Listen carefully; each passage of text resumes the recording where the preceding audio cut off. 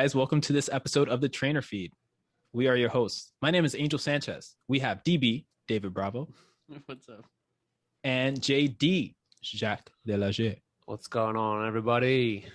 Today, we have some topics. JD will take this rocket ship into space with Jeff Bezos. So you have the wheel. Yeah, without Mr. the real life Dr. Evil, Jeff Bezos. You guys saw that laugh? So funny. But anyway, moving along. So today I want to talk about pre and post workout consumption. I know this is something often often asked about with our clients and just in general. So if you guys are looking at working out later today, or if you're ready to work out, what does your pre-workout typically look like? And is it consistently the same? I think for me personally, obviously it's personally because I'm answering the question. But for me, it depends on what I'm going to do. Because if I'm going to do some heavy lifting, I could probably go away or eat a little bit more food. So the quantity of food is a little bit higher. And then I try to avoid eating things that are going to take a long time to digest, just in general. But that's like a general rule. If I'm going to do something more cardiovascular based, I might still have something. I might have something lighter just because I don't want to feel like I'm running around and like trying to digest a whole bunch of food. But if we're going into specifics, I guess like, I don't know, some greens, some protein, some sort of like a starchy carb, and then maybe a fruit or maybe not a fruit, depending on how long I have before I got to work out. So let's say you're working out 6 p.m. today. What do you, because sometimes with clients, they like specific. So I'm trying to hear, let's say today you're doing a strength workout 6 p.m. What are you taking as what you're having as pre-workout? I probably won't work out at 6 p.m. I'm gonna be honest. Okay. What about Miss tomorrow? But then? I'll say yeah. So if I'm going to do it at 6 p.m., I'm gonna assume that I'm not gonna eat after. So I'll probably eat before. Oh, actually, no. That's so I'm starting my workout at 6. That's what you're saying? We can use tomorrow's example if that's more realistic. No. I mean, today, tomorrow, like 6 p.m. is still 6 p.m. because most of my days are the same. When do you normally work out then? I typically work out anywhere between like 5 a.m. and 7 a.m. or sometimes in the afternoon from like 1 to 3 or 1 to 4. Right. So but if it doesn't happen at 4, it's not very likely that I'll do a workout. So tell us if it's in the first in the morning or in the afternoon, what would the pre-workout look like? In the morning, just go out there and get it done. Sometimes I might do I might have like a banana or some sort of fruit to just keep me up, depending on how long the workout is. But if it's something really quick, then I'll just go out there before I regret it or before I like have time to think about it. You ever just like wake up, you're like, shit, I gotta work out, and then your eyes get a little bit like heavy and you're just like, what if I just But you got Alfie, so that doesn't really count. But anyway, that's me. Fruit, and then if it's in the afternoon, then I'll have the higher quantity or lower quantity depending on what I'm going to do. TP. David, what about you? I get a cold brew, pull up a pre-workout in it, shake that shit up, chug it, and go to left.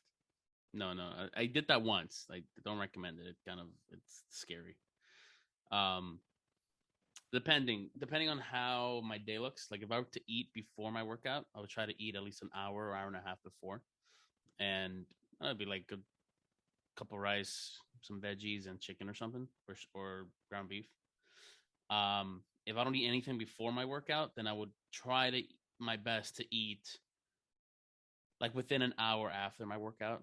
I mean, because we've already debunked the whole 30-minute window bullshit that people think happens, but it's like, depending on how it is, and if I don't eat anything but I need something because I'm gonna lift heavy, then maybe like a PB&J, like maybe 30 minutes, 45 minutes beforehand. Nothing too fatty though, because you don't want it to just stay in your stomach, especially when you're about to squat. Heavy on the jelly. There you go. Especially when you're about to squat, you don't want like a little bit of poop to come up, and it's kind of gross. I've heard people fart so loud when squatting. I'm just like, right?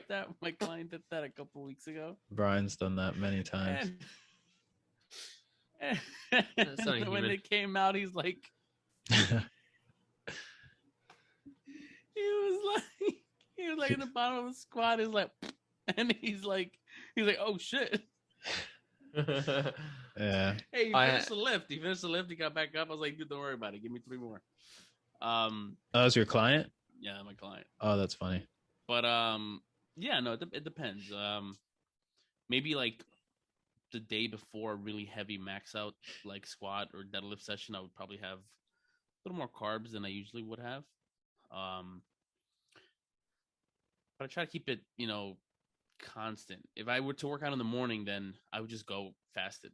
I don't like eating before the workout if it's like early in the morning. Like today I had a 7 a.m. and then I worked out right afterwards.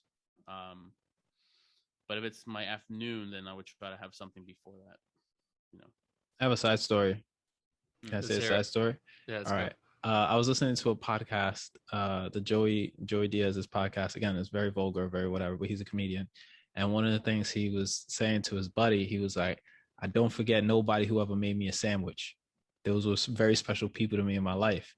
And I resonated with that because when me and my fiance first met, we met at the gym, the Apex, that's what they called it. That was the actual Apex building. Legends. That was actually the building's name. The building's name was the Apex, and anything fitness related or health related happened there. And they also had the swimming pool that Michael Phelps went to, actually. Not like he went to Lehman, but he swam there once and they took a picture. And it's on the wall.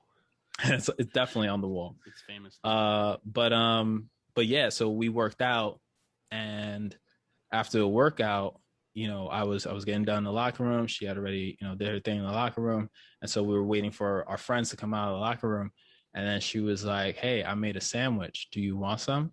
And I said, no, go ahead. You eat your sandwich. And she was like, no, I made an extra sandwich. Do you want the sandwich? And I was like, yes, I will eat the sandwich. And then I had a tuna fish sandwich. That was the sandwich she made.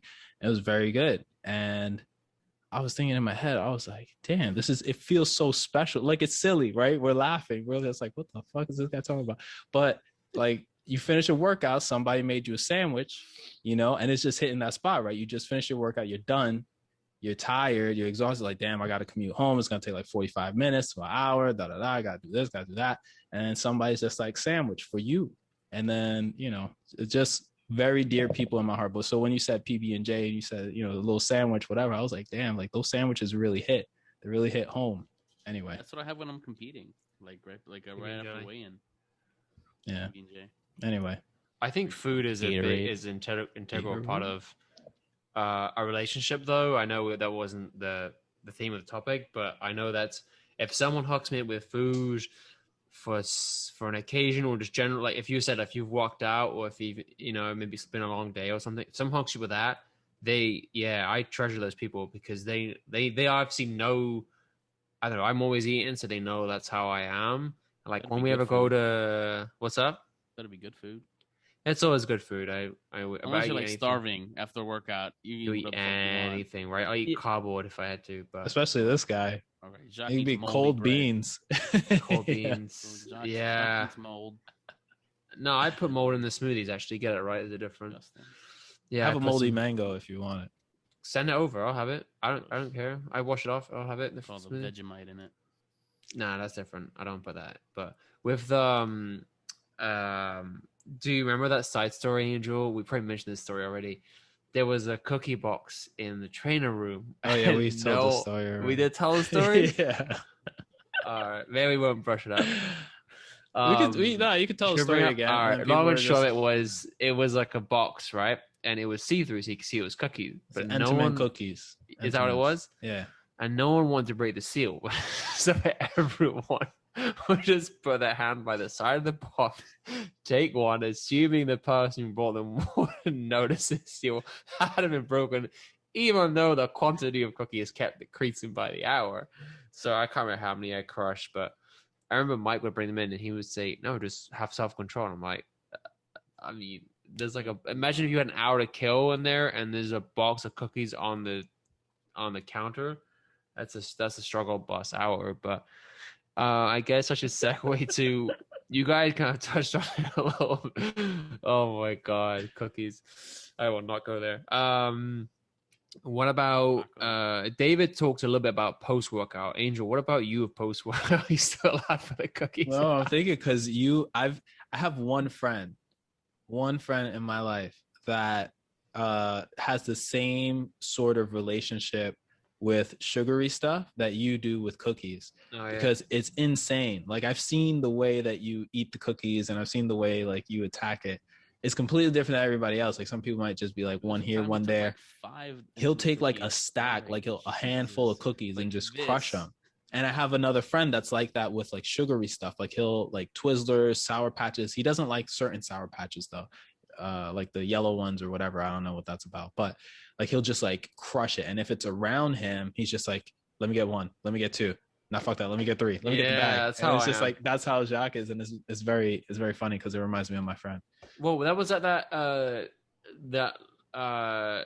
thing on East 74th Street when it was digging Katie that food, and then the cookies were free, and there was like 2-3 dozen left over, and I was like, no one else taking these. I was like, fuck it, I'm gonna take. I took like 5 or 6. It's like no one else is fucking having them. I was like, out of courtesy at first, I'll let everyone at least get one. Right. Everyone's got up and like helped themselves, and no one's having it. I was like, well, they're not gonna waste anyway. That So is let me true. at least have 5 or 6. And I'm sure your catering job also goes into play too, right? Like, you know how much food gets wasted, and Yeah, you've it's seen just at the end of the crazy. day, they just throw that stuff away. I So always- for you mentally, it's probably It was maybe partly that. I always thought an idea was, there's gotta be a entrepreneurial style opportunity where all the food that gets wasted gets donated. There's got to be some kind of there's opportunity something. for There's business, a couple right? of programs like that. They do that. They take their food and take it to like a homeless shelter. And it's not to say the homeless deserve old food, but it's if it's gonna go to waste. And there are some stuff that have longer shelf lives. Yeah. It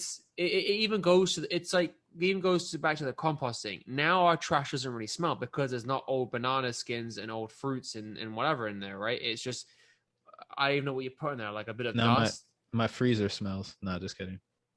Oh, your freezer smells of the compost. Yeah. No, it doesn't smell though. It's pretty wrapped up. But that really helps, and it's become a staple in our home now. Now we do that all the That's time. awesome. And we're always thinking about, where we can dispose of this and dispose of that. So it's been really good. I forgot. Oh, post workout. Yeah. If somebody's not making me a sandwich, that is Tuna sandwich. Damn it. a tuna sandwich. I don't know. I just try to eat. I don't really like focus that much on like the timing of it. Ever since to David's point, that thing got debunked, that protein anabolic window. Ever since that got debunked, I've been just figuring out when I can eat, where I can eat, and how that's going to like develop. Like, if I got a ton of sessions, I might not eat everything. Like, I might not eat something very heavy because I noticed that then I get like super sleepy. Like, post workout, if I eat something heavy, I don't care who you are, what stories you got going on. If you just had a baby, if you just got married, doesn't matter. Like, my eyes, sleep, man. I'm like this. I'm like, oh no, let's not foam roll today. Let's just go and sprint, because if you're not about to fly off this treadmill, I don't know what's going to keep me up. Not just kidding. Or maybe a little bit of truth, sprinkle a little truth. But yeah, I just try to eat. I'm not really worried about like post workout, maybe something higher in protein just because I've already worked out and it's time to get that anabolic window that's been debunked. I don't know. I just eat. Do you guys ever get so, because this happened to me last night, do you ever do a workout where it really took a lot out of you, where you're not even hungry, you're just thirsty? Like, you're not, do you ever guys ever have that? I try to be mindful of my hydration. I think that's something I really pay attention to, because I've gone on runs and I've worked out and I get like this pit in my stomach, and I don't know if it's colitis or the water in Central Park or whatever, but like it hurts me. Like, it like seriously hurts me if I don't have some sort of electrolytes after doing like some sort of cardiovascular stuff outdoors for a prolonged period of time. If I'm working out longer than 30 minutes or depending on the heat, I really have to be mindful of that, because I'll just crash. Like, I won't be able to move. So, but yeah, I'm mindful of that, because that could happen and it jacks you up. Yeah. One of my clients, I took one of their classes and it was HISS, high intensity steady state. This thing, the warm up crushed me. I was like, I'm just not used to walking in this steady state.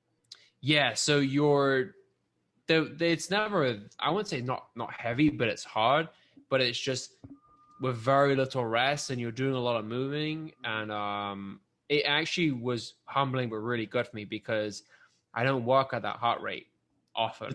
So no, I want to give background, or do you want to give background to high intensity steady state? Because I don't think David might not have been a part of, I think we learned that in like a curriculum or a class that we went to. Well, just high intensity steady state. So just I guess if I remember how to describe it.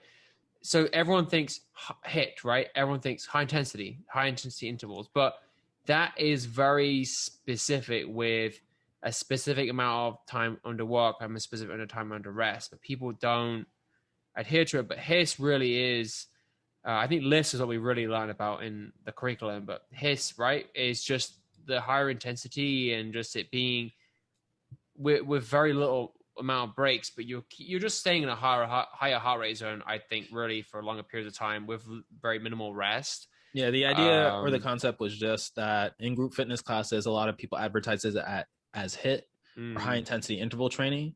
But from a theoretical perspective, if you're really going hard and you're doing the high intensity interval training as it should be, you can't do that for an hour, right? So that won't be HIIT. It would be something between HIIT and LISS, which is high intensity steady state. So it's not, low intensity. It's definitely higher than low intensity, but it's something that you can maintain for 60 minutes.